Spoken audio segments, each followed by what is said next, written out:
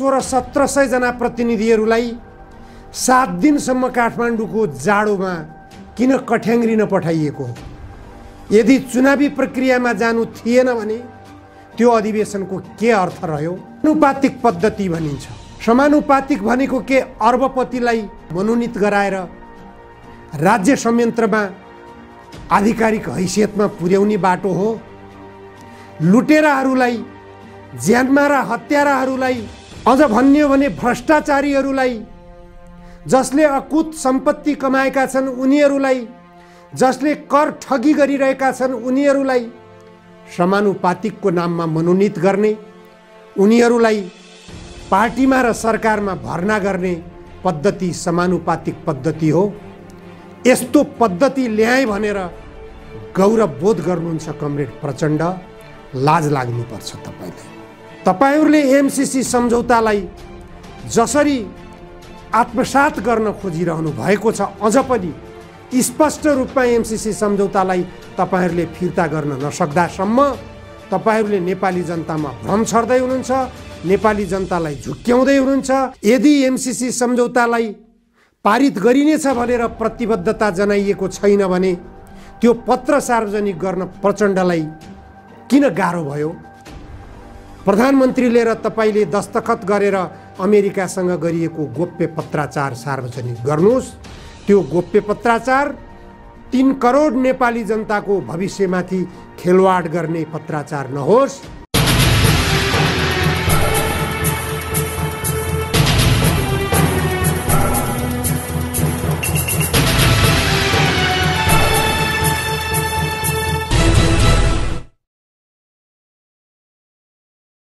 नमस्कार, जनधारणा खबरको युट्युब च्यानलमा यहाँहरूलाई स्वागत छ। आजको जनचासोको 225 श्रृङ्खलामा म उपस्थित भएको छु निमकान्त पाण्डे।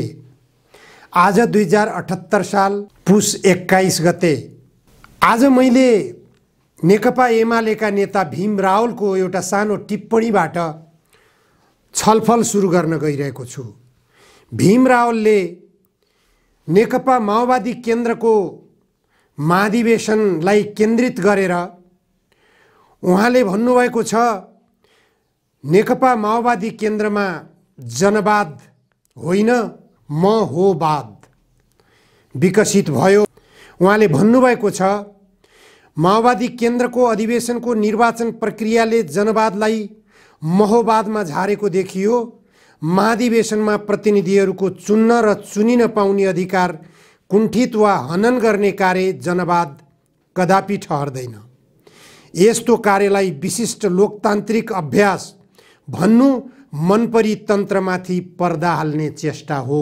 भीम रावलको यो टिप्पणी र कमरेड प्रचण्डले भन्दै आउनुभएको अहिलेको परिवर्तनको वाहक म हुँ। अझ प्रचण्डकै महाधिवेशन स्थलमा आएर नेपाली काङ्ग्रेसका सभापति शेरबहादुर देउवाले प्रधानमन्त्रीको हैसियतबाट सम्बोधन गर्ने क्रममा भन्नुभयो, अहिलेको सबै परिवर्तनको जस प्रचण्डलाई जान्छ।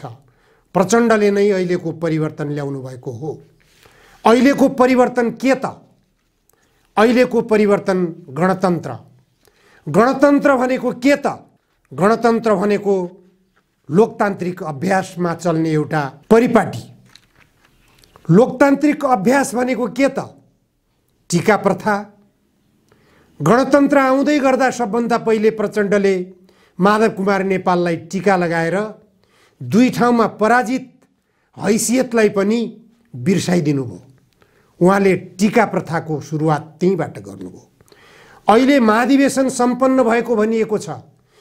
त्यो 1500-1700 जना प्रतिनिधिहरूलाई 7 दिनसम्म काठमाडौँको जाडोमा किन कठ्याङ्ग्रिन पठाइएको हो?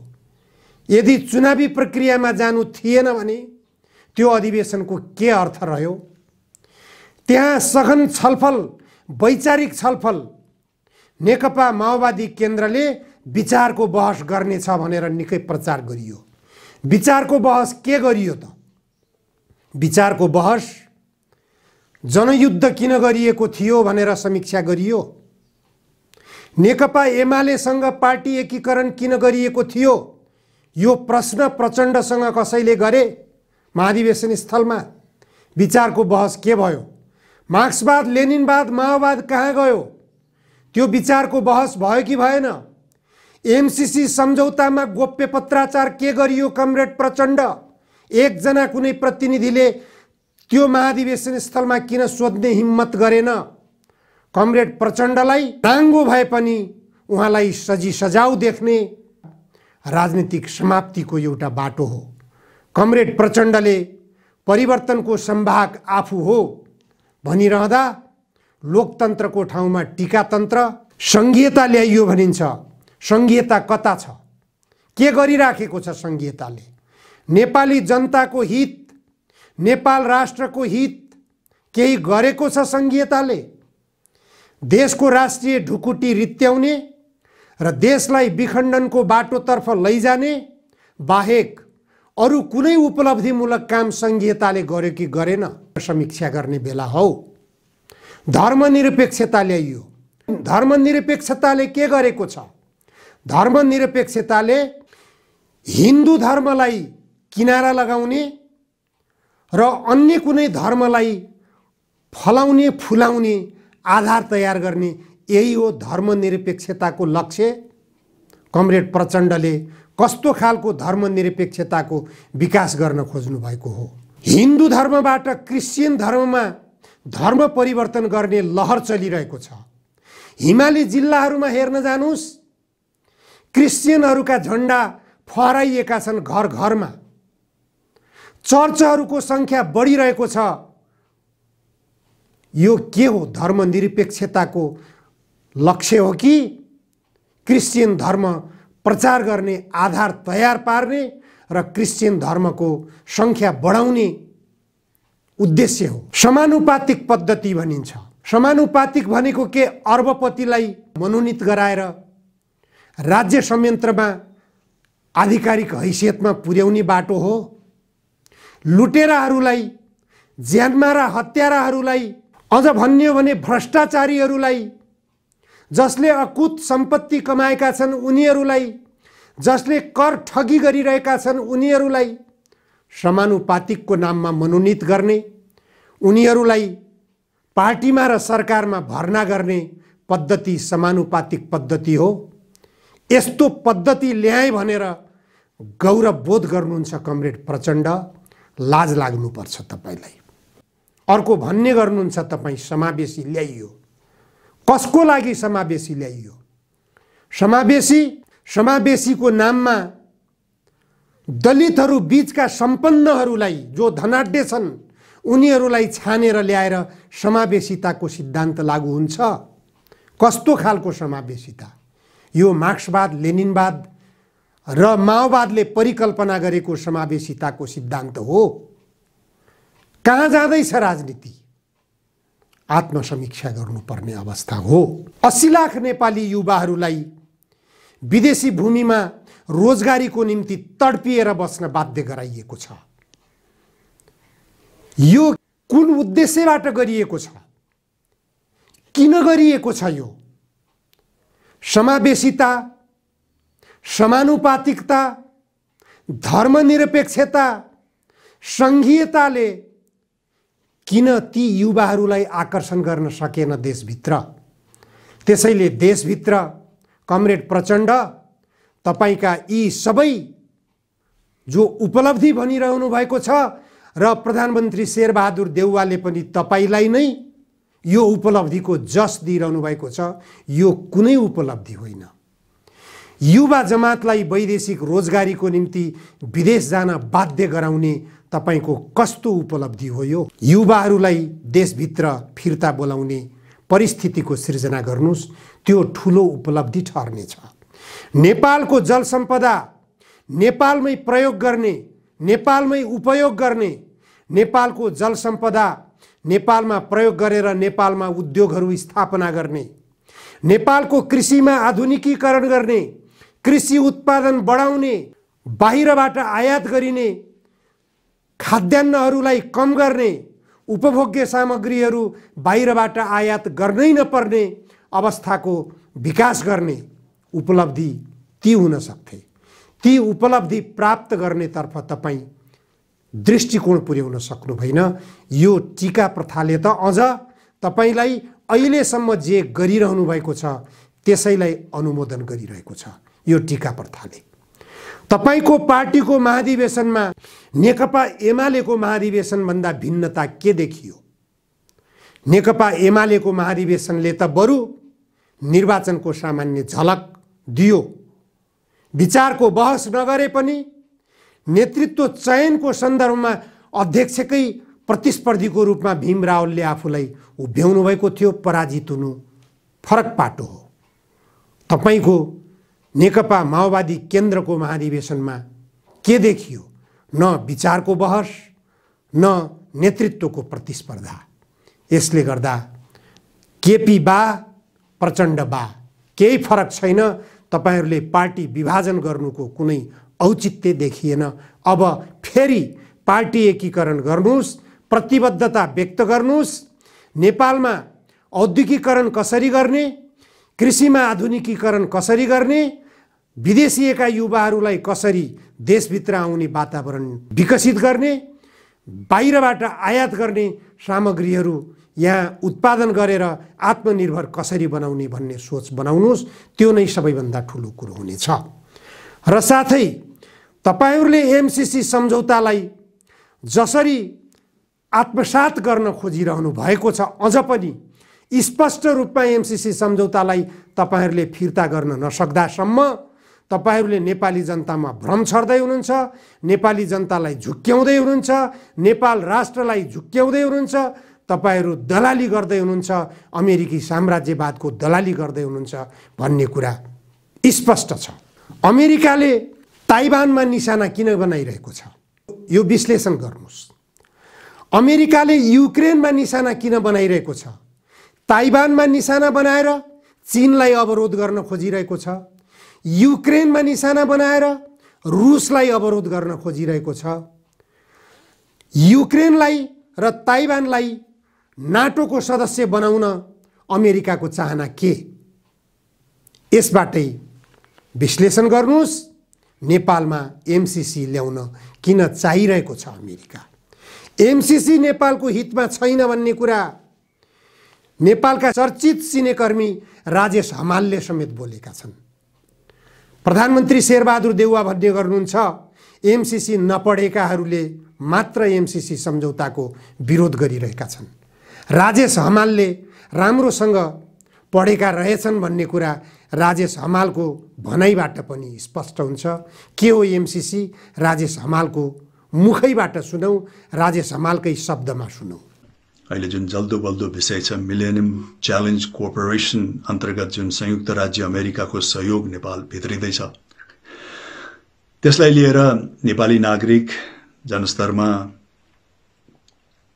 धेरै संवेदनशीलता प्रकट मात्रै गर्ने होइन, एक किसिमको आक्रोशको आवाज, विद्रोहको आवाज र विद्रोहमा उत्रिनु भइरहेको छ। यसप्रति सरकार र राज्य अत्यन्त नै संवेदनशील हुन जरुरी छ। सम्बन्धित निकाय मिलेनियम च्यालेन्ज कोर्पोरेसन जुन संयुक्त राज्य अमेरिकाले भित्र्याउँदैछ सहयोग, संयुक्त राज्य अमेरिका पनि नेपालीको भावना र उहाँहरूको जुन असन्तुष्टि छ त्यसप्रति संवेदनशील हुन जरुरी छ र नेपाली जनताको भावना र चित्त नबुझाइकन गरिएका क्रियाकलापहरूले मलाई लाग्छ दूरगामी असर पर्नेछ। एक किसिमको चाहिँ नि प्रतिउत्पादक पनि हुनेछ। हुन त हरेक राज्यको आफ्नो एउटा आन्तरिक नीति हुन्छ, परराष्ट्र नीति हुन्छ, ग्लोबल पोलिसी पनि हुन्छ। त्यो सबै राष्ट्रको छ र नेपालको पनि छ। नेपालको विशेषता के हो भने नेपालको परराष्ट्र नीति चाहे जो विगतमा होस्, इभन वर्तमानमा किन नहोस्, एउटा परराष्ट्र नीति चाहिँ नि संलग्न नीतिमा आधारित, पञ्चशीलमा आधारित, सबै राष्ट्रहरूसँग मैत्रीपूर्ण वातावरण सिर्जना गर्ने, सौहार्दपूर्ण दौत्य सम्बन्ध कायम गर्ने नै रहँदै आइरहेको छ, चाहे त्यो विगतमा होस् या वर्तमानमा होस्। विश्व राजनीति विभिन्न तरिकाले धमिलिँदाखेरि पनि, विभिन्न कालखण्डमा विभिन्न किसिमको चाहिँ उतार चढाव विश्व राजनीतिमा आउँदाखेरि र शक्तिशाली राष्ट्रहरू चाहिँ आफ्नो आफ्नो कोणमा मात्रै सीमित हुँदाखेरि पनि नेपालले विश्वलाई हेर्ने नजर जहिले पनि मैत्रीपूर्ण रहेको छ र सबै राष्ट्रहरूसँग विभिन्न कोणमा उभिएका राष्ट्रहरू चाहे त्यो शीत युद्धमै किन नहोस् सबैसँग चाहिने त्यही किसिमको मैत्री भाव मैत्रीपूर्ण वातावरण सौहार्दपूर्ण दौत्य सम्बन्ध नै कायम हुँदै आइरहेको छ र त्यसैको प्रतिफल पनि यी सबै राज्यहरूले कुनै न कुनै हिसाबबाट विगतमा नेपाललाई सहयोग पुर्याउँदै आइरहनु भएको छ। नेपालको अर्थतन्त्रलाई नेपालको विकासलाई नेपालको सामाजिक स्तरमा कुनै न कुनै चाहिँ सहयोग पुर्याउँदै आइरहेको छ। त्यसप्रति नेपाल र नेपालीहरू जहिले पनि कृतज्ञ पनि छन् र त्यही किसिमको मैत्रीपूर्ण वातावरण रहिरहोस् भन्ने नेपालको पनि इच्छा हो, नेपालीहरूको पनि इच्छा हो। तर अहिले मिलेनियम च्यालेन्ज कोअपरेसन अन्तर्गत जुन सहयोग आउँदैछ तर अहिले यो बदलिएको विश्व राजनीतिको जुन परिवेशमा आइरहेको छ त्यसप्रति चाहिँ नेपाली जनसमुदायहरूको असन्तुष्टि छ। मैले अघि भनेको जस्तो बहुसंख्यक नेपाली जनसमुदायहरूले चाहिँ आफ्नो सार्वभौम सत्ता र आफ्नो स्वतन्त्रतामाथि प्रत्यक्ष हस्तक्षेप भएको महसुस गर्नुभएको छ, जो स्वाभाविक पनि हो। सबै राष्ट्रको नागरिकको लागि आफ्नो सार्वभौम सत्ता, आफ्नो स्वतन्त्रता र आफ्नो राष्ट्रपतिको आफ्नो अधिकार, आफ्नो हक कायम रहोस् भन्ने सबैको इच्छा हुन्छ। यस मानेमा हरेक राष्ट्रले अहिलेको नेपालीको जुन मर्म छ, जुन भावना छ, त्यसलाई प्रत्येक राष्ट्रको नागरिकहरूले बुझ्नु पनि हुन्छ, आइडेन्टिफाई पनि गर्नुहुन्छ। संयुक्त राज्य अमेरिकाका नागरिकहरूले पनि आइडेन्टिफाई गर्नुहुन्छ जब नेपालीलाई चाहिँ आफ्नो सार्वभौम सत्ता, आफ्नो स्वतन्त्रता सबैभन्दा महत्त्वपूर्ण लाग्छ र त्यही किसिमको भावना चाहिँ उहाँहरूले प्रकट गर्नुहुन्छ भने त्यो कुनै नौलो र असाधारण नागरिकको क्रियाकलाप होइन। त्यो प्रत्येक राष्ट्रको नागरिकले चाहिँ बुझ्छ। संयुक्त राज्य अमेरिकाले पनि यसलाई मलाई लाग्छ कि आइडेन्टिफाई गर्नुहुन्छ, बुझ्नुहुन्छ। त्यस मानेमा यो जुन असन्तुष्टि छ नेपाली नागरिकको लागि यो अहिलेको सम्झौतालाई लिएर, एमसीसीको सम्झौतालाई लिएर, त्यसमा स्पष्टता गराइदिने, पारदर्शिता गराइदिने र हरेक बुद्धवान नेपाली जनसमुदायहरूलाई चित्त बुझ्दो वातावरण सिर्जना गरिदिने चाहिने संयुक्त राज्य अमेरिकाको र नेपाल सरकारको उत्तरदायित्व बन्छ। किनकि राष्ट्रको नागरिकको भावना, बहुसंख्यक नागरिकको भावना विपरीत, उहाँहरूको चाहना विपरीत यदि कुनै क्रियाकलाप गरिन्छ भने यसको दूरगामी असर पनि पर्न सक्छ र त्यो प्रति उत्पादक पनि हुन्छ। र आजको घडीमा चाहिँ विश्व राजनीतिको समीकरण केही बदलिएको छ, वातावरण बदलिएको छ, शक्तिशाली राष्ट्रहरूका भूमिकाहरू परिवर्तन भएको छ र आज यो इन्फर्मेसन एजमा, इन्टरनेट एजमा हरेक राष्ट्रको क्रियाकलाप गतिविधिबाट हरेक राष्ट्रको नागरिकहरू विशेष गरिकन युवाहरू चाहिँ सचेत हुनुहुन्छ, जानकार हुनुहुन्छ। उहाँहरूबाट कुनै पनि कुरा लुकेको हुँदैन। हरेक राष्ट्रले आफूलाई कसरी सञ्चालन गरिरहेको छ, विश्वमा उसले आफ्नो भूमिका कसरी प्रकट गरिरहेको छ, उसको ग्लोबल पोलिसी कस्तो हिसाबले चाहिँ उसले सञ्चालन गरिरहेको छ भन्नेमा चाहिँ नि हरेक राष्ट्रको विशेष गरिकन युवा जनसमुदायहरू चाहिँ नि स्पष्ट हुनुहुन्छ, सचेत हुनुहुन्छ, जानकार हुनुहुन्छ आजको यो इन्फर्मेसन एजमा, इन्टरनेट एजमा। त्यसैले शक्तिशाली राज्यहरूले पनि आफ्ना क्रियाकलापहरू विश्वमा असाध्यै जिम्मेवारीपूर्वक सञ्चालन गर्न अत्यन्त नै जरुरी छ। कुन किसिमको चाहिँ नि छवि उहाँहरूले चाहिँ नि विश्वमा राख्नु भएको छ भन्ने प्रति पनि उहाँ अत्यन्त नै संवेदनशील हुनुपर्छ। किनकि उहाँहरूले कायम गरेको छविले नै अन्य अरू राज्यका नागरिकहरूले उहाँहरूको मूल्याङ्कन गर्ने हो। पछिल्लो 20-25-30 वर्षमा जुन अमेरिकाको गतिविधि र क्रियाकलाप भएको छ त्यसप्रति प्रत्येक राष्ट्रका नागरिकहरू, युवाहरू जानकार हुनुहुन्छ। चाहे त्यो अमेरिकाको अफगानिस्तानमा भएको भूमिका किन नहोस्, 20 वर्षको उपस्थिति र $2 ट्रिलियन को चाहिँ खर्च बापत भएको जुन परिणाम छ त्यसलाई पनि सबैले निहालिरहनु भएको छ। राजेश हमालले एमसीसीलाई प्रश्न पारिरहेका छन्। अमेरिकासँग द्वन्द्व नबढाउँ, अमेरिकासँग अनुरोध गरौँ, हाम्रो देशमा नेपाली जनताले एमसीसी सम्झौतालाई स्वीकार गर्न सकेनन् भनेर हात जोडेर फिर्ता गर्ने प्रयास गरौँ। राजेश हमालले नबुझेका होलान् त प्रधानमन्त्री शेरबहादुर देउवाजी? के प्रधानमन्त्री शेरबहादुर देउवा, नेकपा एमालेका अध्यक्ष केपी ओली, नेकपा माओवादी केन्द्रका अध्यक्ष कमरेड प्रचण्डले मात्रै बुझ्नु भएको हो एमसीसी सम्झौता? यदि एमसीसी सम्झौतालाई पारित गरिनेछ भनेर प्रतिबद्धता जनाइएको छैन भने त्यो पत्र सार्वजनिक गर्न प्रचण्डलाई किन गाह्रो भयो? त्यो पत्र सार्वजनिक गरेर नेपाली जनतालाई आश्वस्त तुल्याउने एमसीसी सम्झौता कुनै पनि हालतमा पारित गरिने छैन भनेर नेपाली जनतालाई ढुक्क गराउन किन नसकिने? जसरी महाकाली सन्धि नेपाली जनतालाई झुक्क्याएर मध्यरातमा गरिएको थियो र सदाको लागि महाकालीमा रहेको नेपालको स्वामित्व समाप्त गरियो, मात्र होइन लिपुलेक, लिम्पियाधुरा र कालापानीको विवाद समेत सृजना गर्ने काम गरियो। आज भारतले त्यो भूभाग भारतको हो भन्ने आधार त्यही महाकाली सन्धिले दिएको थियो। त्यसै गरी गोप्य तरिकाले एमसीसी सम्झौता पनि प्रतिनिधि सभाबाट पारित गर्ने षड्यन्त्र भइरहेको छ भन्ने कुरा जबसम्म यो एमसीसी सम्झौतालाई फिर्ता गरिन्न तबसम्म आशंका बढिरहनेछ। त्यसैले कमरेड प्रचण्डले महाधिवेशन स्थलमा तपाईको प्रतिनिधिहरूले आवाज नउठाए पनि सडकबाट तपाईमाथि आवाज उठिरहेको छ। कमरेड प्रचण्ड, प्रधानमन्त्रीले र तपाईले दस्तखत गरेर अमेरिकासँग गरिएको गोप्य पत्राचार सार्वजनिक गर्नुहोस्। त्यो गोप्य पत्राचार 3 करोड नेपाली जनताको भविष्यमाथि खेलवाड गर्ने पत्राचार नहोस्। तपाईमाथि कलङ्कको टीका लाग्न सक्ने सम्भावना बलियो छ। त्यो पत्र अविलम्ब सार्वजनिक गरेर त्यो कलङ्कको टीका लाग्नबाट आफूलाई बचाउनुहोस्। हस्, आजलाई यति मात्र। धन्यवाद।